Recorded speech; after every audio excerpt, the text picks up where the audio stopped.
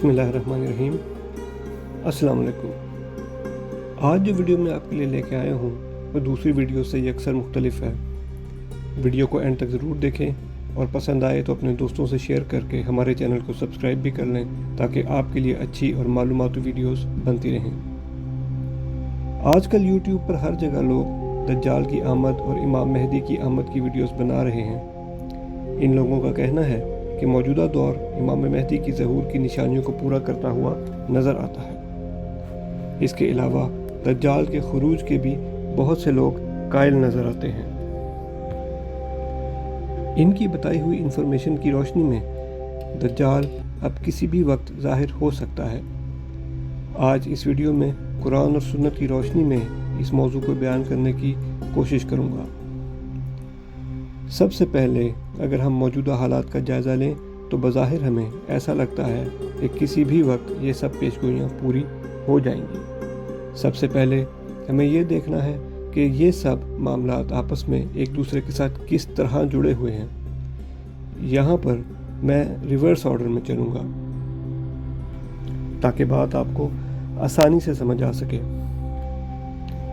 दोस्तों, खरूज दज्जाल के मुतालिक अगर हम नज़र दौड़ाएं तो उस निशानी के पूरा होने के लिए ये ज़रूरी है कि हज़रत ईसा अलैहिस्सलाम इस दुनिया में तशरीफ़ ला चुके हों, और हज़रत ईसा के दुनिया में आने के लिए ज़रूरी है कि इमाम मेहदी का ज़हूर हो चुका हो। और इमाम मेहदी जब इस दुनिया में आएंगे तो उस वक्त मुसलमान बदतरीन दौर से गुज़र रहे होंगे, यानी कि मुसलमान हर तरफ से पिस रहा होगा और बहुत से ममालिक मुसलमानों के हाथों से निकल चुके होंगे। आजकल हम देखते हैं कि इराक, शाम, लीबिया जैसे ममालिक की मिसाल हमारे सामने मौजूद है, और अरब के मौजूदा हालात देखें तो वहाँ पर बादशाहत की जो जंग चल रही है वो भी उसी तरफ इशारा करती नज़र आती है कि इमाम मेहदी का ज़हूर हुआ ही चाहता है। काबे का तवाफ़ बंद होना और हज मौकूफ़ होने पर भी अक्सर लोगों की यही राय है। हालांकि ये पहली मर्तबा नहीं बल्कि पहले भी काफ़ी मर्तबा हो चुका है, तो आज से पहले इस तरह की पेशगोई क्यों नहीं की गई? नबी पाक हज़रत मोहम्मद सल्लल्लाहु अलैहि वसल्लम ने फरमाया कि दज्जाल उस वक्त तक नहीं आएगा जब तक कि दुनिया में उसका जिक्र होना बंद ना हो जाए। आज हम नज़र दौड़ाएं तो हर तरफ दज्जाल का ही हमें जिक्र नज़र आता है। हर कोई दज्जाल की आमद की निशानियां बताने और उससे रिलेटेड वाक़यात बयान करने में लगा हुआ है, जो बात ज़ाहिर करती है कि अभी दज्जाल के आने का वक्त अहादीस की रोशनी में नहीं हुआ। अभी हाल ही में एक इसराइली रबी ने कहा कि उसने दज्जाल से मुलाकात की है और उससे मज़ीद मुलाकातें कर रहा है, और ये कि दूसरे रबीज़ ने उसको दज्जाल का नुमाइंदा चुना है। जबकि अगर हकीकत पर नज़र डालें तो अहादीस में ये बात साफ मिलती है कि दज्जाल का खुरूज हज़रत ईसा इब्न मरियम की आमद के बाद होगा। तो इससे हमें पता चलता है कि ये यहूदी प्रोपेगेंडा मुसलमानों को नीचा दिखाने की कोशिश है, और उसके अलावा ये बात बताती है कि वो उसका कितनी बेसब्री से इंतज़ार कर रहे हैं।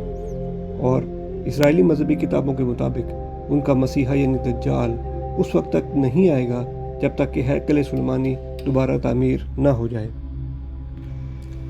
तो वो इस बात से दूसरे यहूदियों और दुनिया के इंसानों को ये बात बताना चाह रहे हैं कि हैकल की तामीर कितनी ज़रूरी हो चुकी है। मस्जिद अक्सा को शहीद करके हैकल सुलेमानी की तामीर ही उनके ख्याल में दज्जाल की आमद को जल्द मुतवक्को बना सकती है। यहाँ एक और बात का जिक्र करता चलूँ कि हदीस शरीफ में आता है कि जब दज्जाल निकलेगा तो इस्फहान के 70,000 यहूदी उसकी मदद को चलेंगे।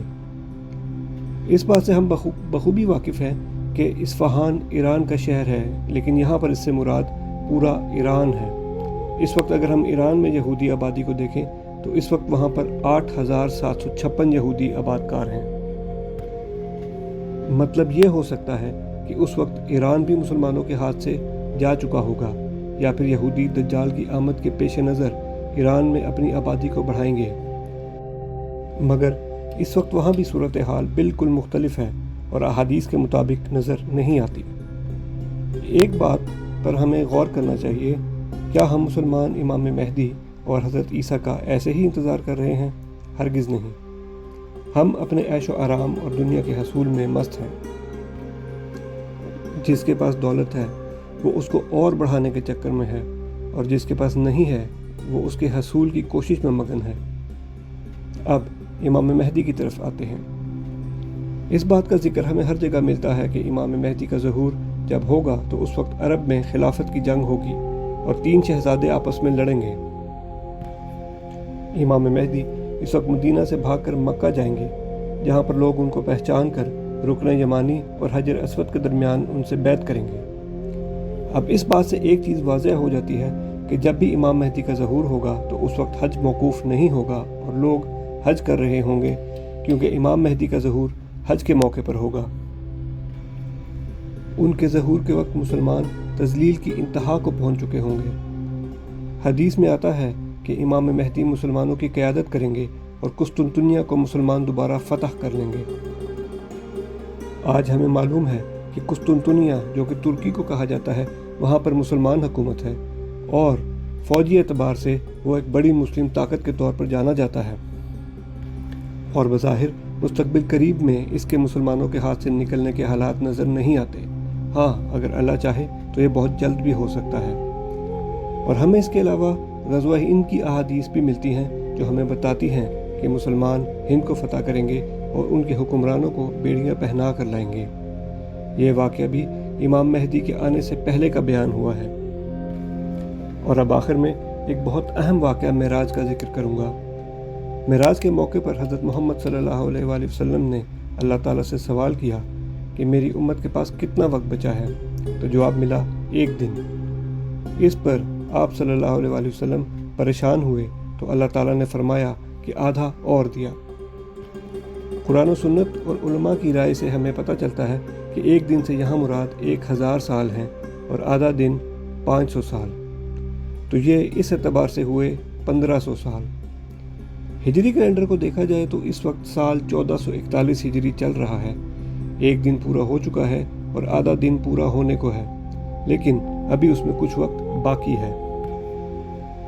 اب یہ ضروری نہیں ہے کہ عین 1500 سال میں یہ سب واقعات رونما ہوں، تھوڑا سا پہلے بھی ہو سکتے ہیں اور تھوڑا سا اس کے بعد بھی، لیکن اس تمام صورتحال کو سامنے رکھا جائے تو یہ ہمیں بات بتاتی ہے کہ ابھی اس کا وقت مستقبل قریب میں تو نظر نہیں آتا، لیکن حالات جس تیزی سے بدل رہے ہیں وہ وقت دور نہیں، چاہے وہ آنے والے 30 سال میں آئے یا 70 سال میں، اور ہمیں اس وقت کے لیے تیار رہنا ہے۔ ہم مسلمان تیزی سے اپنی تباہی کی طرف خود کو دھکیل رہے ہیں اور اس کے ذمہ دار صرف ہم ہیں، اور بے شک اللہ رب العزت جو کہ تمام جہانوں کا رب ہے، اس کا وعدہ سچا ہے۔ اور اس بات کا ذکر خود اللہ تعالیٰ نے قرآن پاک میں کئی موقع پر فرمایا ہے اور مسلمانوں کو بار بار تنبیہ کی ہے کہ وہ اپنے رب سے رجوع کریں تاکہ کامیابی ان کا مقدر بنے۔ کمنٹ سیکشن میں اپنی رائے کا اظہار ضرور کریں، اور اس کے علاوہ اگر آپ کسی اور چیز کی معلوماتی ویڈیوز چاہتے ہیں تو وہ ضرور ہمیں آگاہ کریں۔ ہماری پوری کوشش ہوگی کہ آپ کو اس کی معلومات فراہم کی جائے۔